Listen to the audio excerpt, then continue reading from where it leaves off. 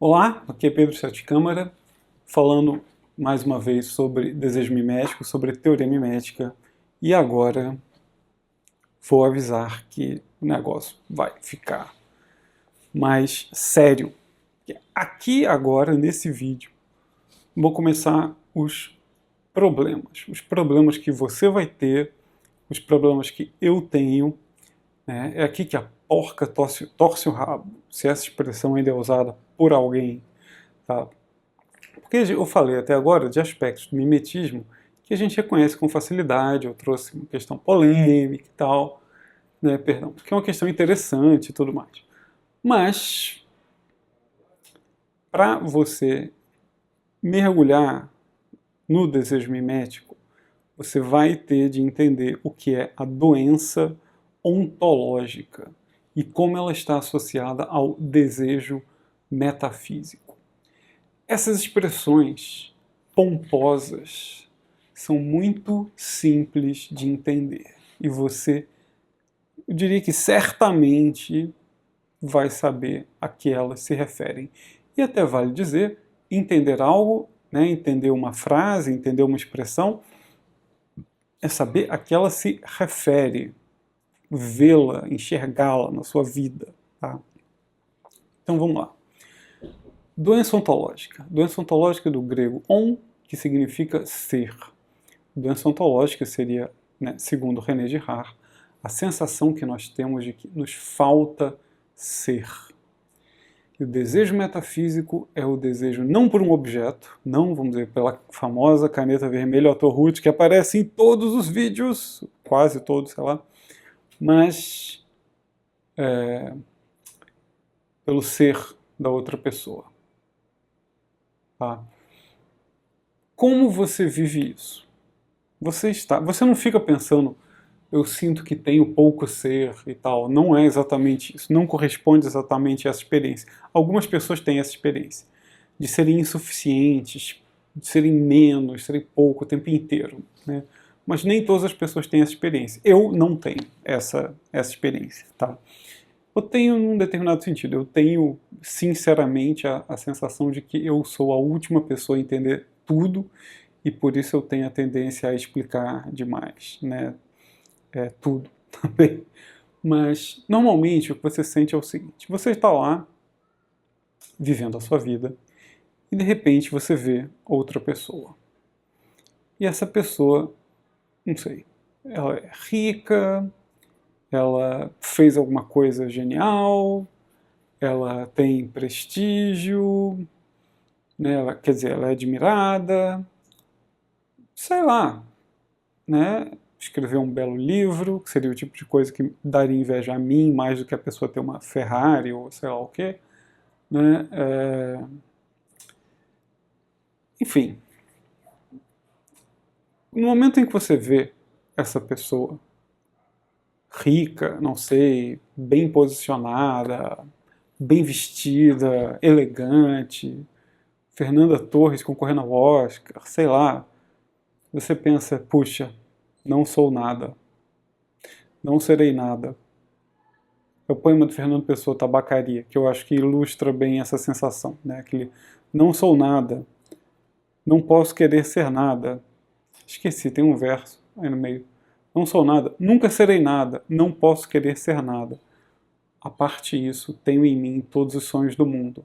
Então, esses três primeiros versos, você vê o outro, pensa, não sou nada, nunca serei nada, não posso querer ser nada. Quer dizer, você se sente mal ali.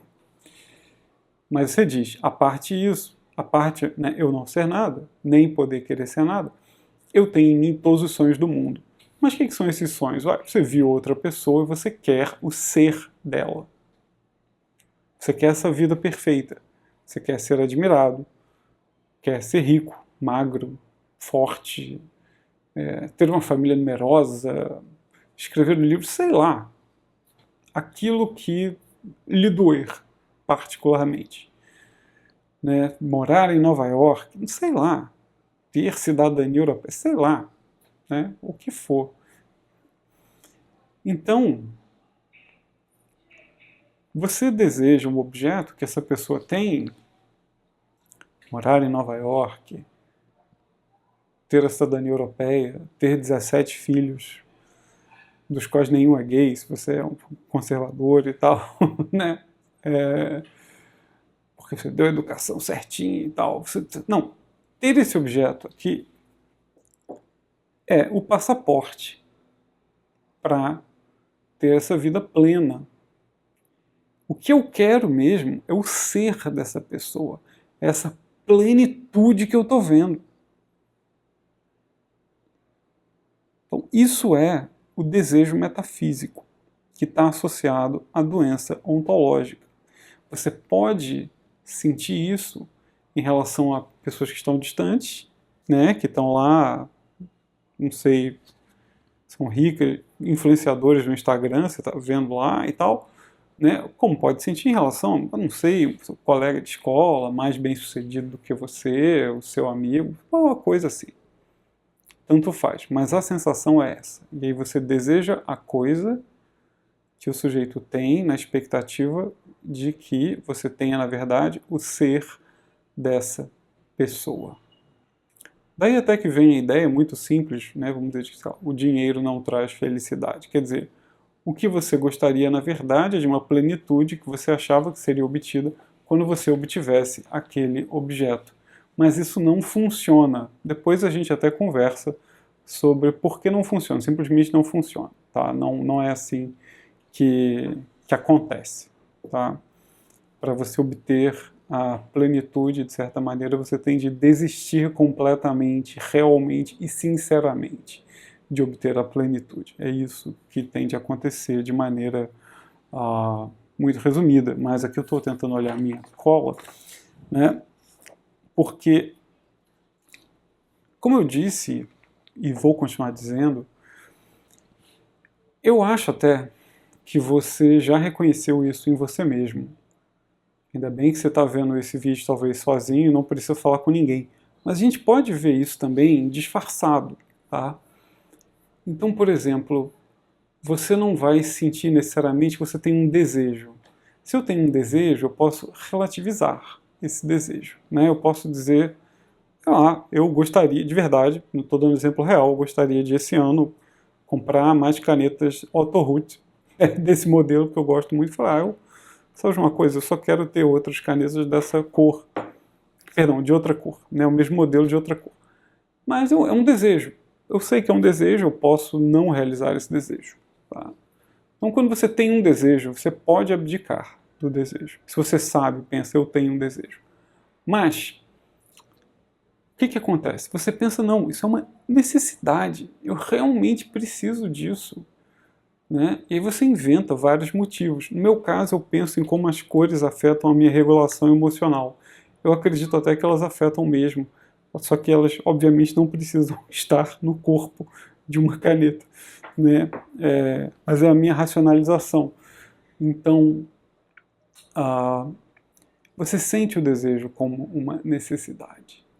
Então, você pensa, não, eu preciso disso. Eu preciso da riqueza. Eu preciso de uma namorada. Eu preciso de um namorado. Eu preciso me casar. Eu preciso ter tal coisa. Você não sente como desejo, mas como uma carência forte, assim, uma necessidade mesmo. E você nota também essa doença ontológica e desejo metafísico de outra maneira, que é a pessoa, em vez de admitir que ela própria se sente mal, ela transferir esse mal-estar para o mundo.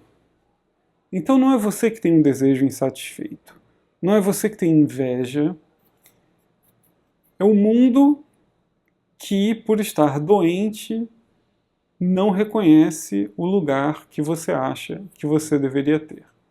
Então você critica o mundo o tempo inteiro, talvez até com razão, quer dizer, existem problemas mesmo assim, né? Digo, você poderia falar mal da cultura de massas o tempo inteiro. A cultura de massas é grotesca, a maior parte dos filmes lançados são um lixo total, dos quais ninguém deveria falar. Qual a solução para isso? Não veja. Eu, Pedro, vivo, sei lá, como eremita, assim, só vejo o que eu quiser, não vou ficar vendo lixo. Tá, a cultura de massa é um lixo? Mas sei lá, isso não me afeta em nada. Entendeu? Eu apenas não vejo, eu apenas ignoro, né? Então, se você tem essa sensação de que alguma coisa é devida a você, provavelmente esse é um disfarce dessa doença ontológica, dessa inveja. É claro que existem coisas que são devidas, é claro que não sei, talvez, né, você pudesse ter sido tratado de outra maneira na escola, é claro que alguém te fez algum mal na vida, é óbvio. Tá? Não estou questionando isso, mas digo, você tem esse mal-estar generalizado, né? Você está aí escrevendo um texto para criticar o mundo moderno e tudo mais e tal. Então, talvez você esteja se protegendo com isso de enxergar, né, a dor terrível que existe em você e que nasce da sensação de que os outros são plenos. Eles que estão lá na praia, eles que estão lá ouvindo caixinha de som na praia e não pensam em nada, esses que estão aí sendo pecadores e tal, e como pensam até hoje conservadores que não conseguem enxergar um palmo à sua frente, esses que vivem para os prazeres, porque muito pouca gente realmente vive para o prazer, né? Essas pessoas aí e tal, né, elas têm um problema, não sei o que, falam, não, você tem um problema. Pensa nessa possibilidade de que você que está ocultando a sua doença ontológica.